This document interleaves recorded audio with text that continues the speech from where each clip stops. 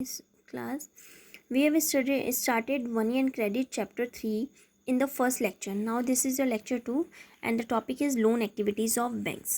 ठीक है.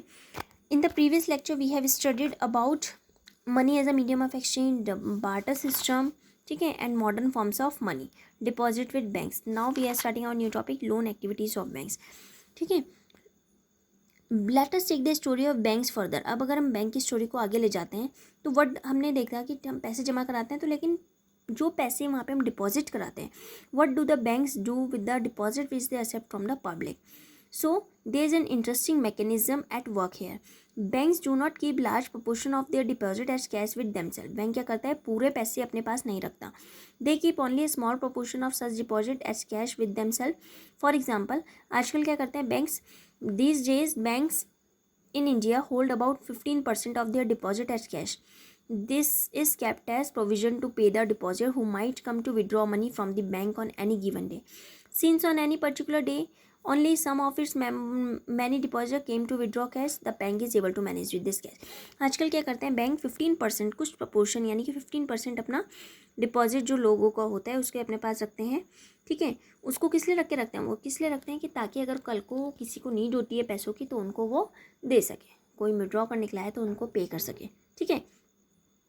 The major portion of the deposit use to bank, जो मेजर पोर्शन होता है डिपॉजिट का वो क्या यूज़ करते हैं बैंक, या किस लिए यूज़ करते हैं, टू एक्सटेंड लोन्स देने के लिए यूज़ करते हैं. बैंक क्या करता है, make use of the deposit to meet the loan requirements of the people. आपको पता है कि लोगों को लोन की भी जरूरत पड़ती है.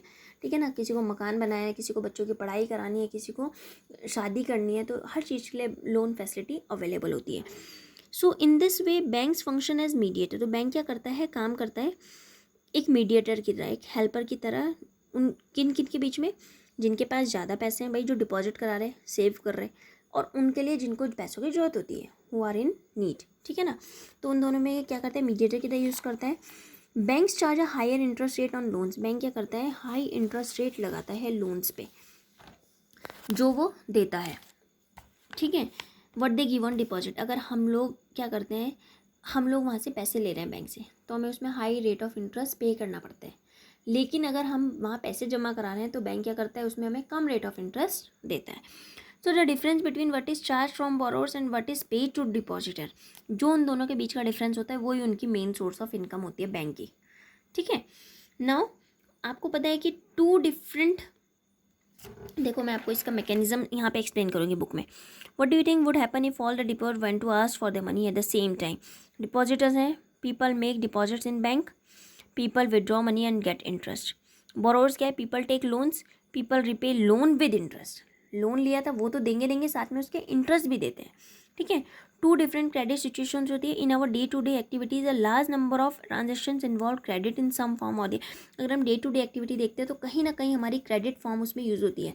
जैसे अगर हम राशन ला रहे हैं, क्रेडिट पे है, उधार पे है. ठीक है, कहीं ना कहीं कुछ ना कुछ क्रेडिट होता है. जैसे an agreement in which the lender supplies the borrower with money, goods और service in return for the promise to for future payment. किसको बोलते हैं, लोन या क्रेडिट, कि हमने कुछ सामान लिया या पैसे लिए कुछ भी और हमने ये प्रॉमिस किया कि हम इसको बाद में देंगे, तो वो आपका लोन या क्रेडिट कहलाता है.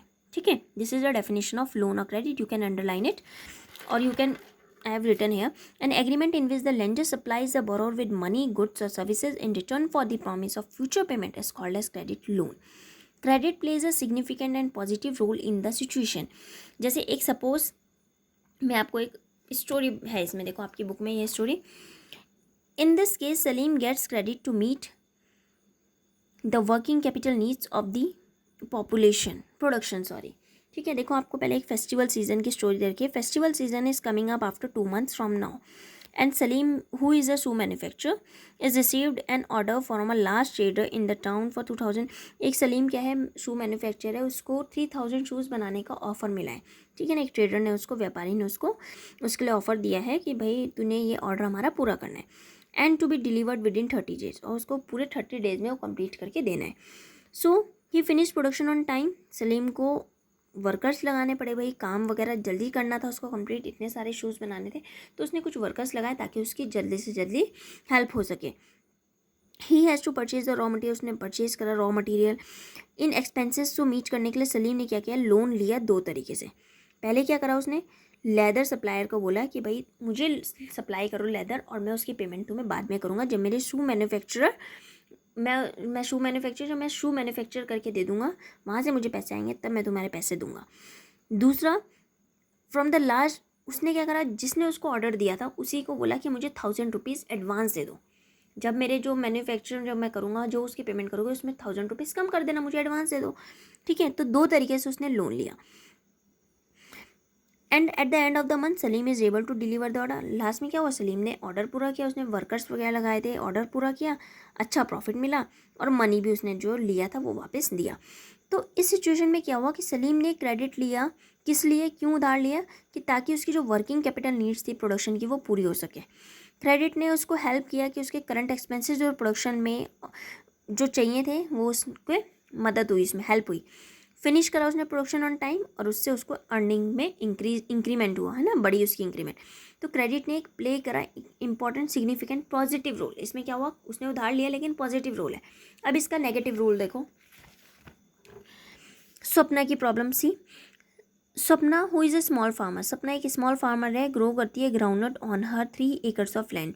She takes a loan from the money lender to meet the expenses of cultivation. उसको कल्टिवेशन करनी थी तो उसने एक मनी लेंडर से क्या करी, लोन लिया, होपिंग दैट, उसको लगा था मेरी फसल बहुत अच्छी होगी और मैं जो लोन ले रही हूँ वो वापस दे पाऊँगी।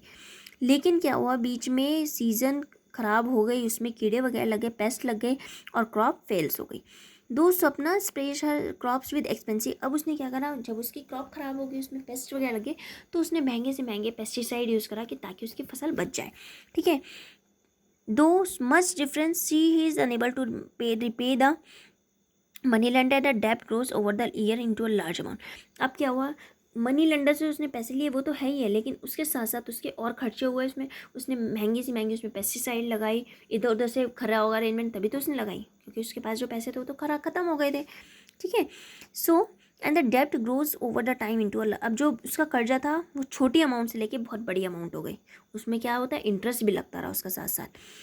नेक्स्ट ईयर स्वप्ना ने फिर से दोबारा लोन लिया, जो जहाँ पहले साल का वो तो चल ही रहा है। नेक्स्ट ईयर उसने फिर से कल्टीवेशन के लिए लोन लिया। It's a normal crop that year. उस टाइम ठीक ठाक हुई, मतलब इतनी अच्छी भी नहीं हुई लेकिन ठीक ठाक उसकी फसल हुई। But the earnings are not enough to cover the old. लेकिन अर्निंग्स इतनी अच्छी नहीं थी कि उसने पहला लोन भी अपना कवर कर पाती। शी इज कॉट इन डेप्ट। उससे क्या हुआ, वो डेप्ट में फंस गई, डेप्ट मतलब कर्जे में फंस गई। She is force to sell a part of the land to pay off the land. अब क्या करना पड़ा उसको, मजबूरी में अपना ज़मीन का कुछ पार्ट बेचना पड़ा और लोन को चुकाना पड़ा। ठीक है, तो इस केस में क्या था, स्वप्ना वाले केस में, कि failure of crop made loan repayment almost impossible. She has force to sell small part of land to repay the loan. Credit instead of helping Swapna improve her earnings left her worse. मतलब उससे उसकी improvement तो नहीं हुई लेकिन वो और पहले से भी बेकार हो गई।